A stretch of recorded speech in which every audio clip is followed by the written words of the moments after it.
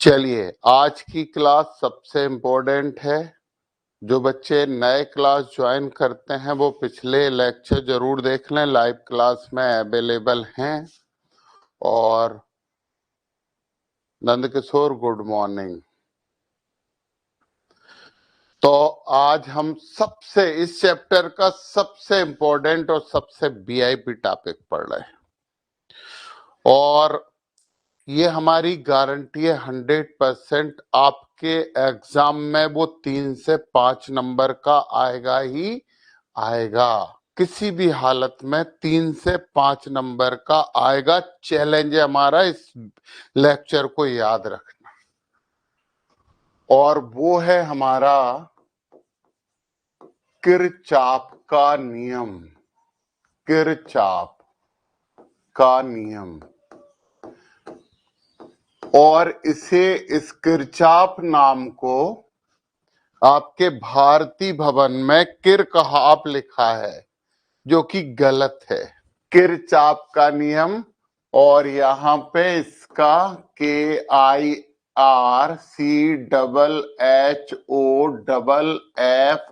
Kirchhoff law ऐसे लिखते हैं, और किरचॉफ का नियम नहीं लिखते, अपन लिखते हैं किरचॉफ के नियम।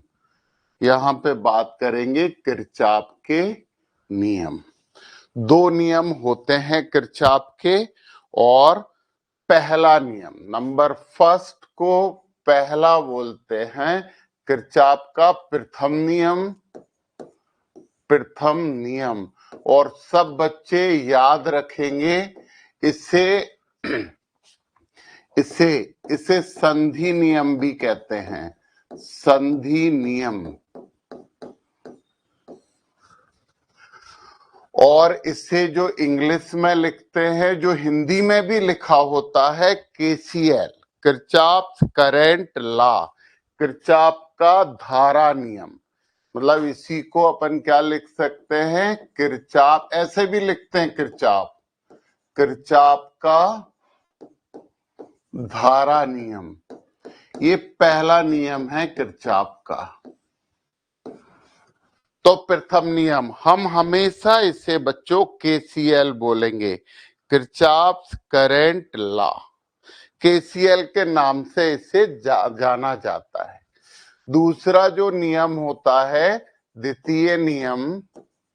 द्वितीय नियम,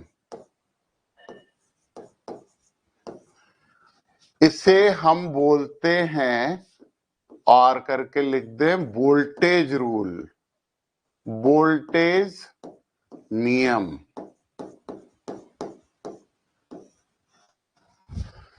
इसी को हम बोलते हैं लूप नियम, लूप नियम।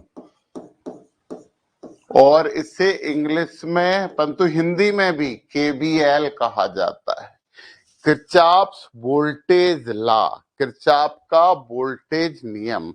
सब बच्चे जो फर्स्ट नियम है, उस फर्स्ट नियम को, सृजन गुड मॉर्निंग, सब बच्चे जो फर्स्ट नियम है उसे KCL से समझेंगे, और दूसरे नियम को KVL नाम से समझेंगे। संधि क्या होती है, जहां पे बहुत से वायरों को आपस में जोड़ा जाता है, उसे संधि कहते हैं। संधि का मतलब यहाँ पे आप उसे नॉर्मल लैंग्वेज में समझें तो चौराहा, तिराहा वगैरह संधि कहलाता है, जहां से एक से ज्यादा सर्किट के वायर निकलते हैं। तो पहला नियम हम यहाँ पे कर रहे हैं, और यहाँ पे हम बात करेंगे किरचॉफ का प्रथम नियम। किरचॉफ का प्रथम नियम। तुम लोग मान लो बच्चों कि इससे ज्यादा इंपॉर्टेंट चीज अपन ने कभी नहीं। इस किरचॉफ के नियम का बहुत ज्यादा उपयोग होता है। हाँ बोलो सर, किरचॉफ का नियम इस बार मतलब 2023 में बिहार बोर्ड में आया था। हाँ, और 2020 में भी आएगा राजदीप। ये आप लिख लो, हमारी बात ये याद रखो, 2024 में भी आएगा और इससे रिलेटेड एक न्यूमेरिकल भी आएगा। तो ये आएगा ही। किरचॉफ के दो नियम होते हैं, प्रथम और द्वितीय नियम। इसके बहुत से अनुप्रयोग होते हैं, हम करेंगे। तो सबसे पहले आप किरचॉफ का प्रथम नियम पढ़ रहे हैं और प्रथम नियम की बात करते हैं। हम एक बात आप लोगों को बहुत बार बता चुके हैं कि पानी और धारा एक सा बहते हैं। जैसे पानी बहता है ना, वैसे ही धारा बहती है, बस धारा चालकों में बहती है। मतलब हम इस चैप्टर में तो चालकों वाली धारा की ही बात कर रहे हैं, तो धारा चालकों में बहती है। तो एक बात बताओ कि किसी संधि पे मतलब जहां पे मोर देन वन कनेक्शन मिलते हैं, ज्वाइंट भी बोलते हैं अपन, हिंदी में भी ये वर्ड यूज करते हैं कि ज्वाइंट। हमारे घरों में परिपथ रहता है तो ज्वाइंट वर्ड यूज किया जाता है कि वहां ज्वाइंट है। पता है, पहले हम जरा एक डायग्राम बना रहे हैं कि मान लो ये है वो संधि, एक वायर इधर से धारा आ रही है I1, एक और वायर इधर से इधर आ रहा है, इससे धारा आ रही है I2, एक वायर इधर जा रहा है, इससे धारा जा रही है I3, एक वायर इधर है, ये भी बाहर जा रही है I4, और एक वायर इधर है, इधर धारा जा रही है I5। देखिए जरा, दो सोर्स से आ रही है, दो सर्किट से आ रही है और तीन से जा रही है। बच्चों एक सिंपल सी बात बताओ, जितनी आएगी उतनी ही जाएगी ना। आपको पता है आवेश चलने लगता है, उस चलते हुए आवेश को ही तो हम धारा कहते हैं। आवेश जब चलने लगता है तो चलती हुई धारा को ही हम आवेश कहते हैं। तो गतिशील आवेश ही धारा कहलाता है, और यदि आवेश रुक गया तो आवेश हो जाएगा। जब तक वो चल रहा है, जब तक हम उसे धारा कहते हैं। तो जो गतिशील आवेश है ना, वो ही धारा होता है। तो सिंपल सी बात है यार कि इस संधि की तरफ जितनी धाराएं आ रही हैं, संधि से दूर भी उतनी ही धाराएं जाएंगी। मतलब क्या होना चाहिए कि I1 प्लस I2, ये आने वाली धाराएं हैं, बराबर I3 plus I4 plus I5। मतलब आने वाली धाराएं बराबर जाने वाली धाराएं। हम यहाँ पे ऐसे लिख सकते हैं ना, आने वाली कुल धाराएं किसकी तरफ, संधि तरफ, संधि तरफ आने वाली धाराएं बराबर संधि से दूर जाने वाली, दूर जाने वाली कुल धाराएं।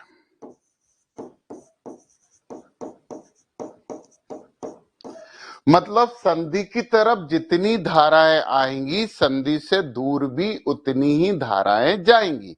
तो ये सामान्य सी चीज है कि जितना आया, बारिश होती है, जितना पानी गिरता है उतना बह जाता है, ना तो कम ना ही ज्यादा।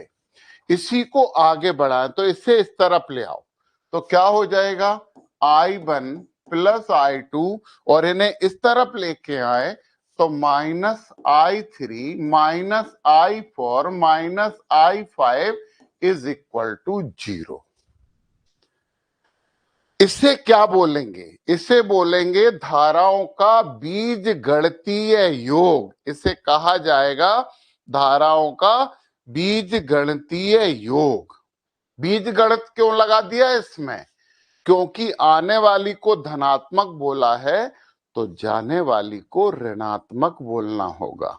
बच्चों एक और बात, यदि आने वाले को आप ऋणात्मक बोलते हो तो जाने वाले को आपको धनात्मक बोलना होगा। मतलब एक दिशा को यदि धनात्मक लेते हो तो दूसरी को ऋणात्मक, यदि पहली को ऋणात्मक लेते हो तो दूसरी को धनात्मक। तो हम क्या लिखेंगे आप, इसे हम पता है ऐसे लिखते हैं, summation I is equal to 0।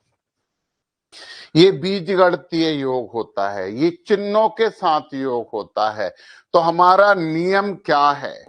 नियम तो यही है, नियम तो यही है, परंतु अब हम लिखते हैं तो हम यहाँ पे लिख सकते हैं किसी संधि पर, किसी संधि पर मिलने वाली, किसी संधि पर मिलने वाली समस्त धाराओं का, समस्त धाराओं का बीजगणितीय योग, समस्त धाराओं का बीजगणितीय योग शून्य होता है।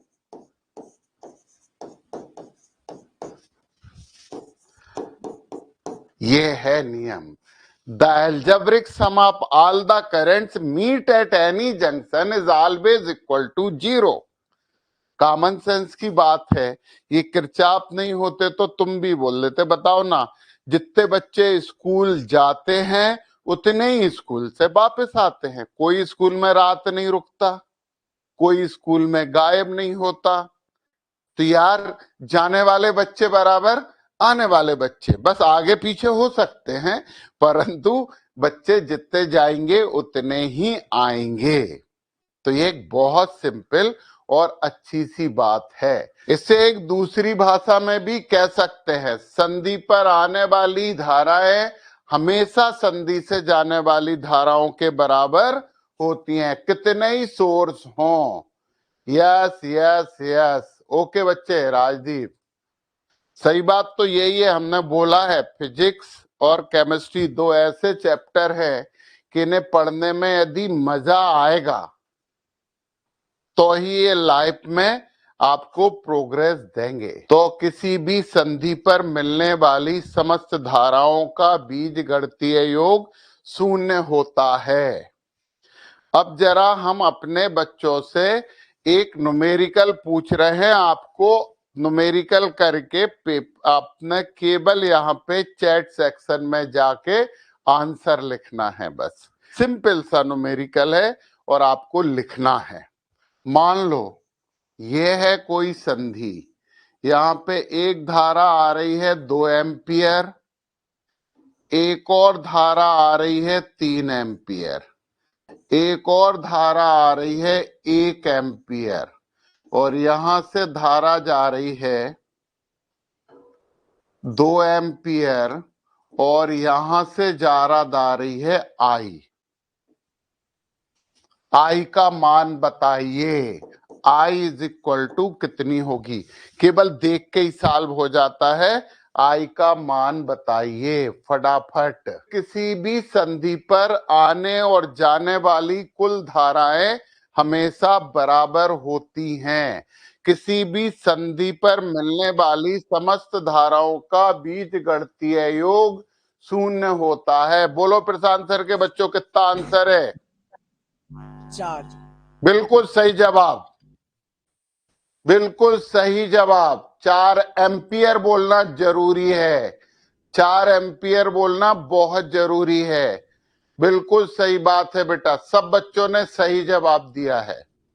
जितने बच्चों ने जवाब दिया है सही जवाब दिया है, 4 एम्पियर। चलो एक और न्यूमेरिकल हम छोटा सा देते हैं। टाइम पास वाले न्यूमेरिकल हैं ये, परंतु हम एक और न्यूमेरिकल देते हैं। मान लो लिखना पड़ेगा ना, ये है हमारे पास संधि, यहाँ पे 2 एम्पियर आ रही है और यहां से इधर चली गई, और इधर भी यहां से आ रही है 1 एम्पियर। ठीक है, यहां पे हो गई आई एम्पियर, और कुछ धारा इधर चली गई और कुछ धारा इधर और इधर चली गई। यहां पे है आई एम्पियर। ठीक है, हम यहां पे बोल देते हैं 1 एम्पियर, यहां पे I1 बोलते हैं। यहां पे हम बोल देते हैं I2 एम्पियर और यहां पे हम बोल देते हैं I3 एम्पियर और यहां पे है 1 एम्पियर, सॉरी 1 एम्पियर, 1 एम्पियर। फटाफट रद्दी न्यूमेरिकल है, कोई दम नहीं है बच्चों न्यूमेरिकल में, कोई ज्यादा दिक्कत नहीं है, बिल्कुल ठीक है। 4 एम्पियर नाजिया बिल्कुल सही है। एम्पियर में केवल ए लिखते हैं बेटा, है एम्पियर में कैपिटल ए अकेला लिखते हैं एम्पियर में। ओके हेलो सर, हाँ बोलो। वन का मान आएगा 3 एम्पियर, I2 का मान 2 एम्पियर और I3 मान 1 एम्पियर। बिल्कुल सही जवाब, बिल्कुल सही जवाब, वेरी गुड। ये हुई ना बात, सब बच्चों को समझ में आया। 2 और 1 I1 में हो जाएगी, I1 हो जाएगी 3 एम्पियर। जब 3 एम्पियर में से इधर आएगी तो यहाँ 3 एम्पियर आ रही है, तो 1 एम्पियर इधर चली गई तो I2 बराबर कितनी हो जाएगी, 2 एम्पियर। 2 एम्पियर में से 1 एम्पियर इधर चली गई तो I3 बराबर हो जाएगी 1 एम्पियर। एम्पियर को कैपिटल ए से लिखते हैं और ये जवाब सबका आ गया है, बिल्कुल ठीक है। सृजन ने भी आंसर दे दिया है। तो ऐसे न्यूमेरिकल आते हैं और ये था आपके किरचॉफ का प्रथम नियम। और अब हम किरचॉफ का दूसरा नियम पढ़ते हैं। अब हम यहां पे बात करते हैं किरचॉफ का द्वितीय नियम। किरचॉफ का द्वितीय नियम, इसे क्या बोलते हैं, KVL, किरचॉफ का द्वितीय नियम। किरचॉफ का द्वितीय नियम, पहला नियम तो अपन बहुत अच्छे से समझ चुके हैं, तो द्वितीय नियम के लिए हम जरा समझें। यहां पे बंद लूप बनाए जाते हैं, क्लोज मैश बनाए जाते हैं। चलो यहां पे क्या किया हमने, एक सेल लगा दिया, सेल का विद्युत वाहक बल E1 बोला और एक प्रतिरोध लगा दिया, वो प्रतिरोध था R1। प्रतिरोध को कैपिटल और स्मॉल r से प्रदर्शित कर सकते हैं।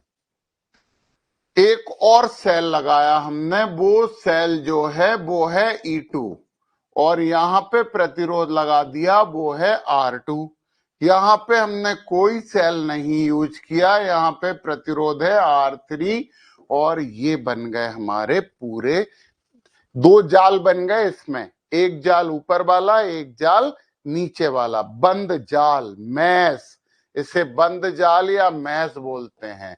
सेल का विद्युत वाहक बल होता है, विद्युत वाहक बल का मतलब होता है बच्चों अधिकतम विभवांतर। अधिकतम विभवांतर ही विद्युत वाहक बल कहलाता है, समझो ये बात। तो यहां पे हमने क्या लिखा, इससे करंट इस तरफ जाएगी, इसे अपन I1 बोल दें। अच्छा, परिपथ में धारा बहना तुम खुद ही बताओगे, हाँ तुम्हें ही करंट मैनेजमेंट करना है। इस सेल से जा रही है I1, प्लस से दूर जाती है, माइनस की तरफ जाती है। धारा किसी सेल में हमेशा प्लस से दूर और माइनस की तरफ जाती है, और इससे इस तरफ धारा जाएगी, वो क्या हो जाएगी, I2। इससे इस तरफ धारा जाएगी, वो क्या हो जाएगी, ध्यान से सुनो, इस सेल से धारा I1 इधर आई, इस सेल से धारा I2 इधर आई। अब इधर से होती हुई I1 आ रही है, इधर से होती हुई I2 आ रही है, तो इधर कितनी धारा होगी बताओ, कॉमन सेंस है ना, I1 प्लस I2 दोनों धाराएं मिल जाएंगी। किरचॉफ का प्रथम नियम, ये I1 आके संधि पे आई, ये I2 इस संधि पे आई, तो इधर जो धाराएं जाएंगी वो I1 प्लस I2 हो जाएंगी।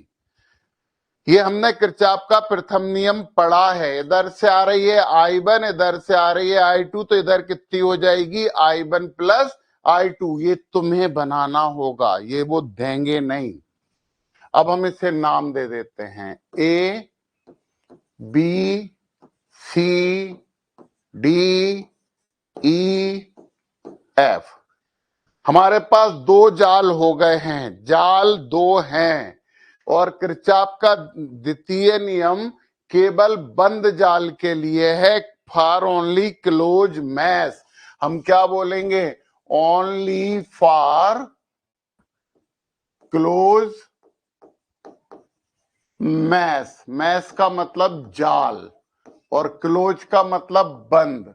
केवल बंद जाल के लिए है, लूप भी बोलते हैं। मैश को अपन यहाँ पे लूप भी बोल सकते हैं, लूप। तो कहीं कोई कंफ्यूजन नाम की चीज अभी नहीं है। तो किरचॉफ का दूसरा नियम अभी हम जो लिखेंगे ना, तो थोड़ा सा टफ लगेगा, परंतु जैसे ही एक्सप्लेन करेंगे आपको मजा आ जाएगा।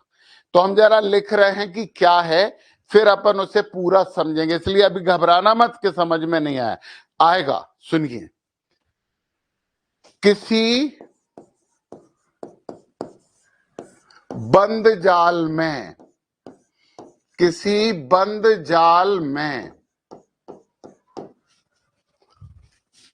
धारा तथा संगत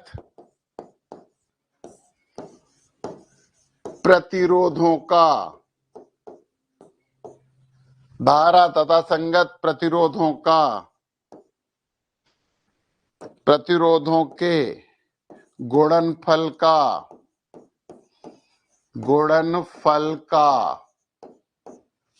बीजगणितीय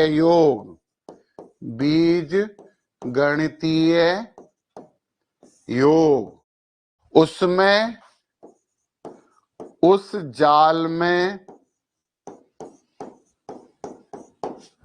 उपस्थित विद्युत वाहक बलों के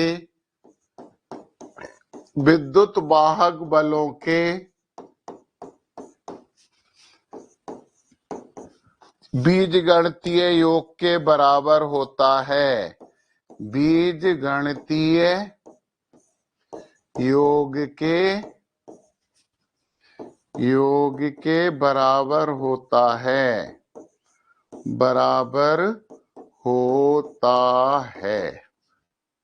हमें पता है, हमने लिख दिया है, और किसी भी बच्चे को समझ में नहीं आया होगा। यदि किसी को समझ में आया हो तो यस बोले, हमें अच्छा लगेगा। In any closed circuit, the product of algebraic sum of current and corresponding resistance is always equal to the algebraic sum of total EMF of circuit या loop। यदि किसी को समझ में आया हो तो यस लिखो, नो मत लिखना है। समझ में आ गया हो तो यस लिखो। किसी बंद जाल में, परिपद भी लिख सकते हैं, किसी बंद जाल में धारा, किसी बंद जाल में, अरे वाह, दीपक और राजदीप को आ गया समझ में। किसी बंद जाल में धारा तथा संगत प्रतिरोधों के गुणनफल का बीजगणितीय योग उस जाल में उपस्थित विद्युत वाहक बलों के बीजगणितीय योग के बराबर होता है। बात कर रहे हैं यहाँ पे बंद जाल ए सी डी बी ए में हमने क्या लिखा है? धारा और तथा संगत प्रतिरोधों का गुणनफल। देखो बच्चों, ए से बी तक धारा कितनी है? I1, और प्रतिरोध कितना है? R1। तो अपन ने लिखा I1 गुणा R1, हमने धारा और प्रतिरोधों के गुणनफल कर दिया। अब सुनना जरा, हमारी धारा इधर जा रही है और ये वाली धारा हमारे विपरीत दिशा में आ रही है। समान दिशाओं की धाराएं जुड़ेंगी, विपरीत दिशाओं की घटेंगी। ध्यान से सुनना बच्चों, एक बहुत अच्छा नियम भी बताएंगे हम यहाँ पे, सब लोग बिल्कुल ध्यान से सुने। I1 इधर जा रही है, I2 इधर जा रही है, तो I2 अपोजिट डायरेक्शन में है, विपरीत दिशा में है, तो इसलिए अपन लिखेंगे -I2R2 बराबर। ये हो गया हमारे इस मैश में। केवल मैश कौन सा यूज करेंगे? ए सी डी बी ए, बंद मैश में। ये पूरा नहीं हो सकता, ये अकेला बंद मैश है, ये अकेला बंद मैश है। बच्चों बंद मैच में बीच में लिंक भी नहीं होनी चाहिए, ये पूरा बंद मैच नहीं हो सकता क्योंकि बीच में यहाँ पे ब्रिज बन गया है। 100% समझना, आज का तुम्हारी बहुत बड़ी उपलब्धि होगी और पूरा समझना A to Z। तो हमने I1 R1 धारा और प्रतिरोधों का गुणनफल किया, परंतु जब हम नीचे आए तो देखा कि दूसरी धारा हमारे विरोध में जा रही थी, तो हमने उसे माइनस लगा दिया। अब सुनना जरा, आप ये वाला सेल है, बस ये दो ही धारा और प्रतिरोध है, यहाँ पे सेल दो हैं। ये सेल इधर से इधर धारा जा रही है, इसे अपन ने प्लस लिया है, तो यहाँ पे ये सेल भी प्लस आएगा। और दूसरा अपन इस तरफ जा रहा है, ऐसे जा रहा है, हम चल रहे हैं इस तरफ, तो दूसरा माइनस हो जाएगा, तो ये हो जाएगा E1 माइनस E2। अब तुम्हें बहुत इंपॉर्टेंट बात समझा रहे हैं बच्चों, वेरी वेरी इंपॉर्टेंट, सब बिल्कुल बिल्कुल ईमानदारी से समझो, बहुत मजा आने वाला। सुनो, आपने क्या लिखा, ACDBA। आप मान लो कि आप A से चलना शुरू कर रहे हो और फिर C पे जा रहे हो, C से D पे जा रहे हो, D से B पे जा रहे हो और A पे जा रहे हो। बच्चों जो आपके साथ है वही आपके लिए अच्छा है ना, जो आपके साथ है वो आपके लिए पॉजिटिव है, और जो आपका विरोध कर रहा है वो नेगेटिव है। ध्यान देना, ये लिखा है हमने ACDBA, हम चले हैं A से C, C से D, D से B, B से A। तो ऐसे ही, ऐसे जहां आप चल रहे हो, जो आपकी दिशा में वो सब धनात्मक लिख दो, जो आपकी विपरीत दिशा में वो सब ऋणात्मक लिख दो। एक तरफ आता है धारा और प्रतिरोध का गुणनफल, दूसरी तरफ आता है विद्युत वाहक बल। तो सुनो, अब आप चल रहे हो A से C, ये धारा आपके पक्ष में है, इसका प्रतिरोध R1 है, तो अपन ने लिखा I1 R1। फिर आप C से D आ रहे हो, देखो ये धारा आपके विरोध में हो गई, ये धारा विरोध में हो गई, तो आपने क्या लिख दिया, माइनस I2 R2। अब आगे सुनो, आप इस वाले सेल से प्लस से दूर चल रहा है, इस सेल से दूर चलने का मतलब ये सेल प्लस है, और किसी सेल के प्लस की तरफ चलते हैं तो उल्टा हो जाता है, क्योंकि सेल के प्लस से धारा निकलती है और हम प्लस की तरफ जा रहे हैं, प्लस से दूर जाती है धारा सेल से और हम प्लस की तरफ जा रहे हैं, तो वो सेल का EMF हमेशा माइनस होगा। फिर से सुनो, सेल के धन से, जो बड़ी लाइन है वो धन होती है, छोटी लाइन ऋण होती है, सेल के धन से धारा निकल के दूर जाती है, और यदि आप सेल के धन की तरफ जा रहे हो तो उल्टा हो गया। अब आप देखो, इसमें आप धन से दूर जा रहे हो, A से C की तरफ जा रहे हो, तो ये प्लस लिख दिया हमने, परंतु देखो दूसरे वाले सेल के आप धन की तरफ जा रहे हो, इसलिए इसे अपन ने माइनस लिखा। अब तुम्हारे दिमाग में एक प्रश्न आएगा कि सर, यदि हमने ये ACDBA की जगह हमने यदि लिख दिया, हमने यदि ऐसा लिख दिया, यदि हमने बंद जाल ये लिख दिया, क्योंकि बंद जाल तो हमें ही लिखना है ना, बंद जाल लिख दिया हमने ABDCA, उल्टा लिख दिया।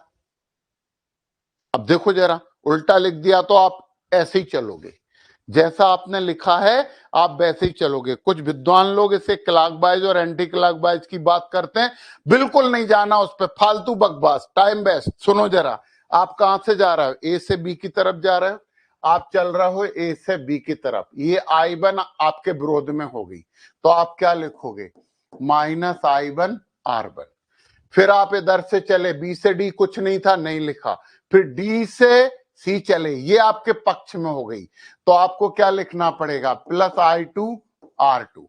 अब सामने पहुंच जाओ, देखो आप पहले वाले सेल के धन की तरफ जा रहे हो, तो ये तो माइनस E1 हो गया, और दूसरे वाले सेल से धन से दूर जा रहे हो या ऋण की तरफ जा रहे हो, तो ये प्लस E2 हो गया।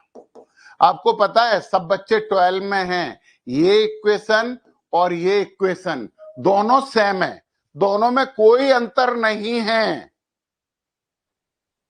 इसको उस तरफ, इसको इस तरफ ले आओ तो क्या होगा, ये E1 इधर आया तो प्लस हो जाएगा, ये E2 इधर आया तो माइनस हो जाएगा, ये I1 उधर गया तो प्लस I1 R1 हो जाएगा, ये उस तरफ गया तो माइनस I2 R2 हो गया। सेम हो गया कि नहीं, ये दोनों बिल्कुल सेम हैं, सिमिलर हैं। तो बच्चों ध्यान देना, ये समझो। तो आप जो लिखोगे ना, जो लूप लिखोगे, आपको उधर ही चलना पड़ेगा और इस तरह से हम किरचॉफ का नियम लगा लेंगे। अब एक और बात समझ लो, फिर हम आपसे पूछेंगे कि ये किरचॉफ ने बोला कैसे है, ये बोल क्या दिया उसने, ये आया कहां से उसके दिमाग में कि किसी बंद जाल में धारा और संगत प्रतिरोध के गुणनफलकों का बीजगणितीय योग उसमें उपस्थित विद्युत वाहक बलों के बीजगणितीय योग के बराबर होता है। ये दिमाग में चमका कहां से किरचॉफ के? चलो अपन चमकाते हैं। विभवांतर और विद्युत वाहक बल में क्या अंतर है कि जो विद्युत वाहक बल होता है ना, वही विभवांतर बन जाता है। कब? जब कुछ खर्च हो जाता है। आप घर से 100 रुपए लेके निकले तो वो 100 रुपए जो है ना, वो विद्युत वाहक बल है, और आपने 1 रुपए का भी कोई सामान खरीद लिया तो अब 99 बचे, ये विभवांतर हो गया। तो विद्युत वाहक बल और विभवांतर एक ही चीज है, परंतु विभवांतर के अधिकतम मान को ही विद्युत वाहक बल कहते हैं। अब बच्चों जो बहुत इंपॉर्टेंट बात हम तुम्हें बताने वाले हैं, हम यहां से बता रहे हैं।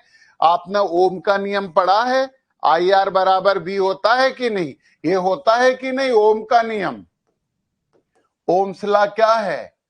V is equal to I R, छोटा आर बना देते हैं, छोटा आर बना देते हैं, V is equal to I R. तो धारा और प्रतिरोध का गुणनफल जो होता है वो विभवांतर होता है। तो I1 R1 की जगह क्या लिखेंगे? V1 माइनस लिखा है, I2 R2 की जगह क्या लिखेंगे? V2 बराबर क्या हो गया? Minus E1 plus E2। यार विभवांतर और विद्युत वाहक बल एक ही चीज होते हैं। ये विभवांतर में अंतर है, ये विद्युत वाहक बल में अंतर है। ये विभवांतर में अंतर है, ये विद्युत वाहक बल में अंतर है।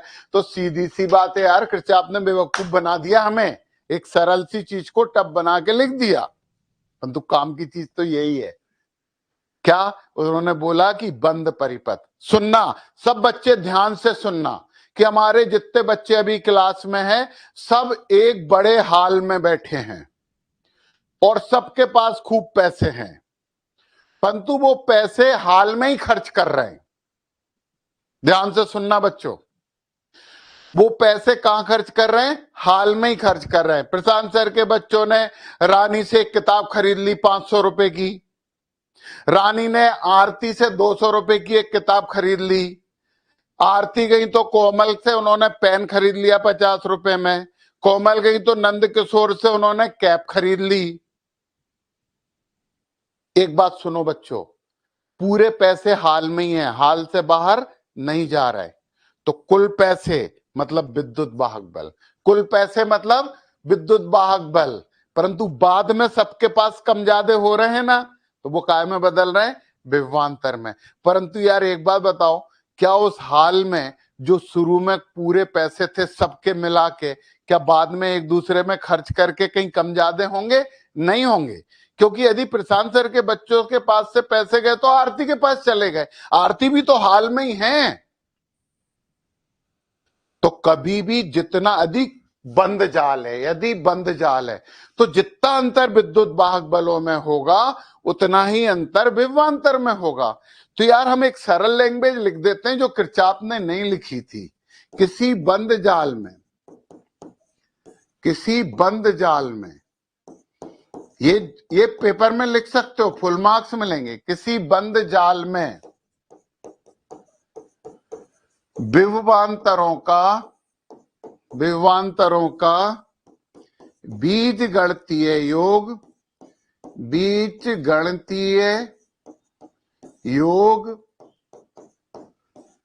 विद्युत वाहक बलों के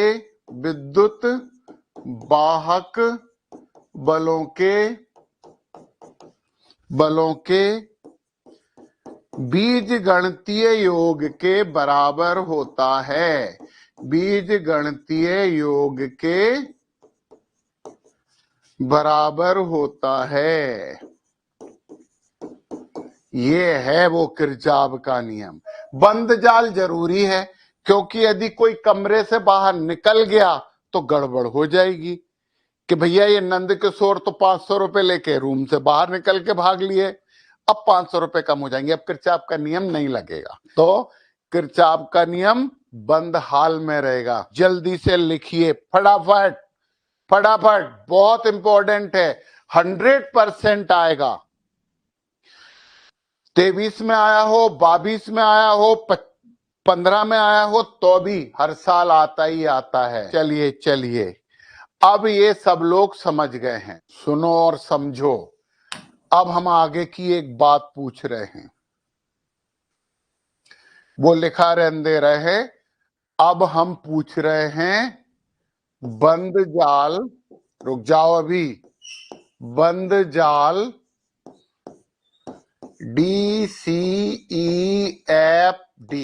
एक बात ध्यान रखना सब लोग, एक बात सब लोग ध्यान रखना, जहां से चलोगे वहीं आना पड़ेगा। डी से चले हो तो फिर आप घूम फिर के DC पे ही जाना पड़ेगा, तभी बंद हो जाएगा। बंद जाल DCEFD में बताइए, किरचॉफ का दूसरा नियम लगाइए। प्रशांत सर के बच्चों से पूछ रहे हैं हम, जल्दी से इसमें किरचॉफ का नियम लगाइए। तुम चलोगे कहां से? तुम डी से चलोगे सी पे, फिर सी से ई पे। यहां कुछ नहीं है तो यहां नहीं लिखेंगे, जहां प्रतिरोध है वहीं पे धारा आएगी। हैं, बोलो बच्चों। हेलो सर, बोलो। तब इसका मान हो जाएगा I2R2 बिल्कुल सही बात, I2R2, बिल्कुल सही बात, plus I1 plus I2 I1 plus I2 into R3 into R3। आगे क्या लिखें?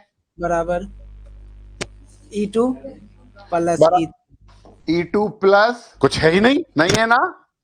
नहीं, बस एक ही सेल है तो एक ही आएगा बेटा, मन से थोड़ी लिखेंगे। एक भी नहीं होता तो 0 लिख देते। ये प्रशांत सर के बच्चों ने बिल्कुल सही बात बता दी, जितने सेल होंगे उतने ही लिखाएंगे। वेरी गुड, बहुत अच्छी बात हो गई और सबको समझ में भी आ गई है, मजा आ गया। बिल्कुल, हमें लगता है कि आपको बहुत अच्छे से ये बात समझ में आ गई है किरचॉफ के नियम का। बस अब अपन थोड़ा सा इसे बदलते हैं और हम पूछते हैं किसी से। चलो, हमने क्या किया, इसे बदल दिया और एक और सेल लगा दिया अपन ने E3, एक और सेल लगा दिया E3। तो फैक्ट है कि इससे भी करंट जाएगी I3। और फिर पता है, एक काम और किया हमने, यहां पे एक रेजिस्टेंस लगा दिया।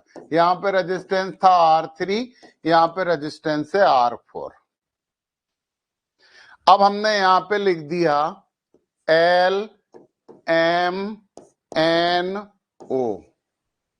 चलो, अब आप बताइए, बंद जाल MLNOM में कौन बता रहा है? कौन बच्चा बता पा रहा है? बताइए। नाजिया बोल रही है, बोल बेटा नाजिया।